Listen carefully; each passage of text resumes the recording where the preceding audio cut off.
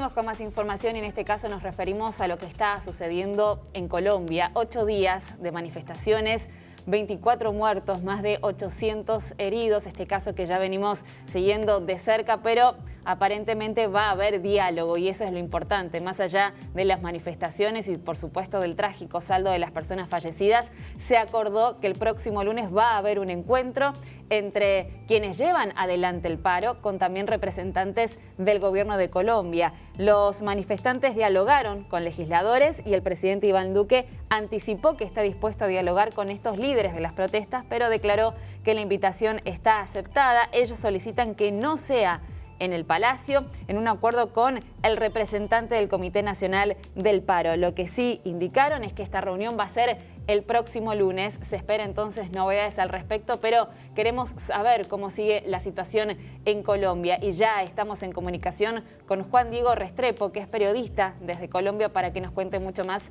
al respecto. Juan Diego, buenas tardes. Pablo Vicente, Belén Martínez, los saludamos. Gracias por estar con nosotros. Hola, un gusto saludarlos y saludar a toda su audiencia. ¿Cómo están? Bien, muchas gracias, Juan. ¿Cómo están viviendo ustedes estos días, 8 días realmente intensos, con tantas manifestaciones, con este saldo trágico de 24 personas que murieron, 800 heridos? Contanos cómo están viviendo ustedes de cerca esta situación allí en Colombia. Pues la verdad es una situación bastante agobiante la que hoy estamos viviendo en el país desde el 28 de abril que se inició la jornada de paro. 24 muertos, eso ya es un indicio de la tragedia que ha significado la salida de la gente a las calles a protestar por temas básicamente de oportunidades en salud, en educación, tumbar el proyecto de ley de la reforma tributaria. Aquí se ha vivido momentos muy duros, muy agobiantes, sobre todo cuando cae la noche, es cuando se radicaliza un poco la protesta social y la respuesta del Estado a través de los agentes del orden. No es una situación fácil para los colombianos en este momento, ¿cierto? Juan, con respecto a la imagen negativa de Duque, que evidentemente la gente se cansó, pero con el pedido de todas estas manifestaciones, él tuvo que retirar ese proyecto de ley del incremento en los impuestos. ¿Por qué continuaron de manera tan sangrienta estas manifestaciones? Incluso él culpando al terrorismo directamente, que son quienes llevan adelante las manifestaciones, como si no fuera la gente que se cansó de la política que se llevó adelante en los últimos años en ese país. Aquí digamos, el proyecto de ley de reforma tributaria fue como la gota que rebosó la copa. Ahí desde el 2019, desde noviembre del 2019 se viene manifestando la gente en las calles por diversas razones, ¿cierto? Por un país más inclusivo y, digamos, de mayor oportunidad social y económica. Entonces, lo que hizo la reforma tributaria fue llenar esa copa y sacar a la gente a las calles, que de por sí ya estaba bastante golpeada por el asunto de la pandemia. Entonces, digamos, se logra, primera vez en muchos años, que se logra que la protesta haga retroceder al gobierno nacional en un proyecto de ley lesivo para la gente. Pero es que también hay muchos asuntos por discutir. Están los transportadores en las carreteras, hay una reforma de salud que está haciendo trámite y que también va a ser muy lesiva para la ciudadanía. Entonces hay muchos temas que se agolparon de punto, que vienen de tiempo atrás y que la ciudadanía no está dispuesta a que otra vez la vuelvan a sentar a una mesa para que no haya acuerdos concretos. ¿Qué es lo que ha pasado? En 2019 se convocó una mesa y no pasó nada, en 2020 se convocó una mesa y no pasó nada. Se tiene la esperanza de que esta vez sí pase alguna cosa, por un lado. Y lo de la continuidad de la jornada de protesta también tiene que ver con la agresividad y la represión con que la fuerza pública ha respondido a la gente en las calles. 24 muertos es un dato para que ya, por ejemplo, un ministro de Defensa hubiese renunciado, para que un director de la policía hubiese renunciado a su cargo, porque eso ya es un drama para la gente. Claro. Juan, va a haber un encuentro, está confirmado para el próximo lunes, entre el gobierno y también los representantes que llevan adelante la protesta. ¿Qué se espera de ese encuentro? ¿Llegarán a un acuerdo? ¿Cesarán estas manifestaciones? ¿Qué se espera de ese encuentro? Pues digamos que tenemos la esperanza puesta en esas reuniones. Hay un problema con esas reuniones, Ajá. ¿cierto? Y es la credibilidad del gobierno nacional.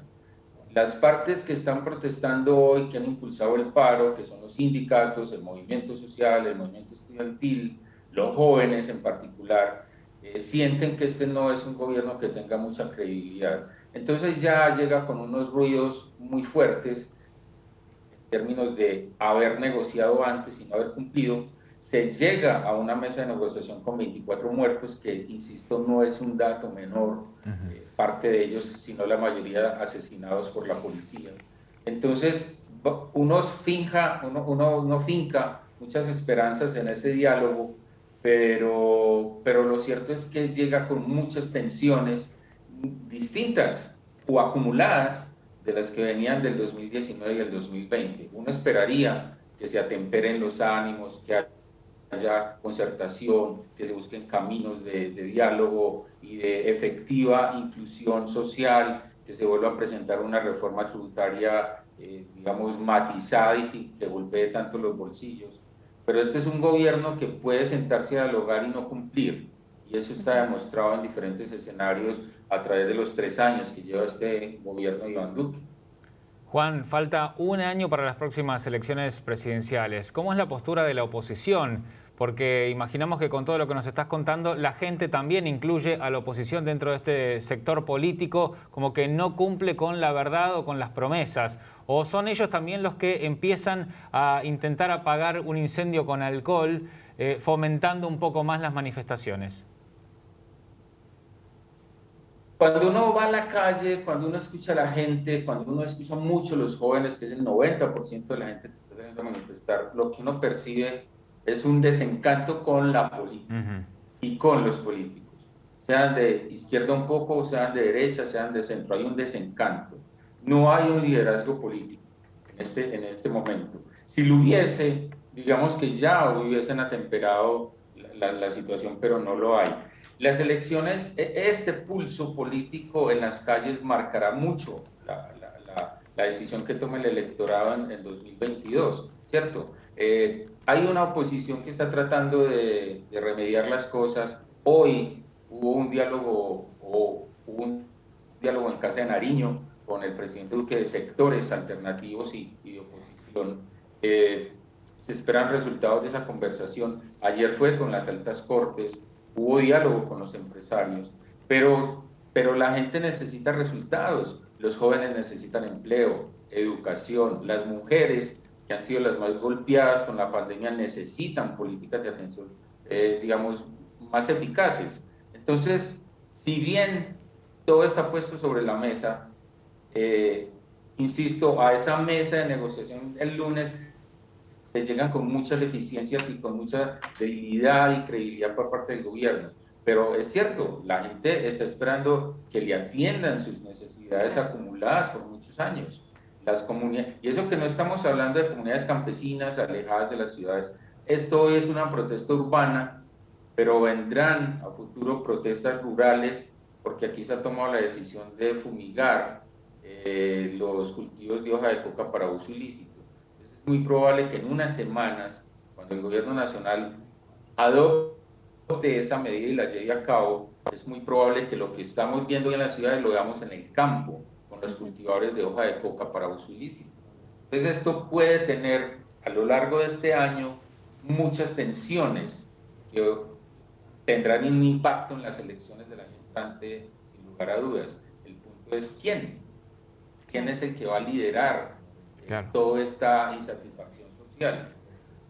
Juan, ¿cómo está Colombia hoy, después de que ya llegaron al arreglo de que va a haber un encuentro el próximo lunes? ¿Cesaron las manifestaciones?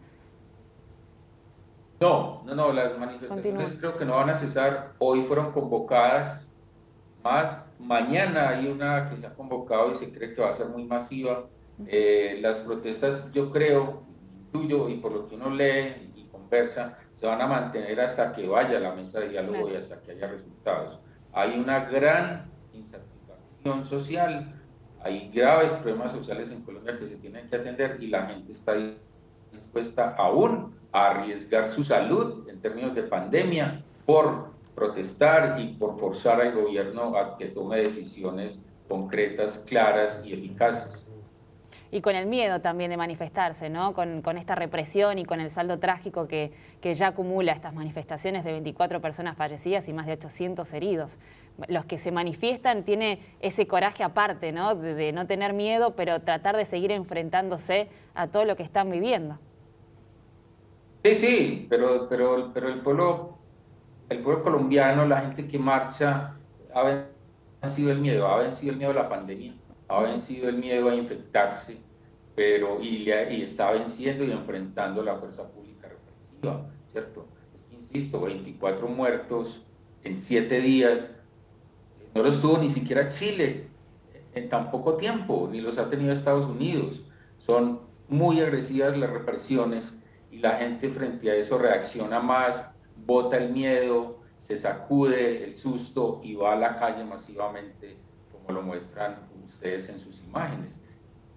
Han sido muestras de expresión popular en muchas ciudades del país como no se habían visto en años anteriores. Juan, gracias por estar con nosotros. La verdad que sí, son imágenes que nos impactan, nos preocupan y acompañamos todo el reclamo y obviamente que sea ya un cese definitivo de la violencia ahí en tu país. Te mandamos un abrazo desde Argentina y gracias por estar con nosotros. Un abrazo a ustedes y gracias por replicar todo esto que está pasando en nuestro país.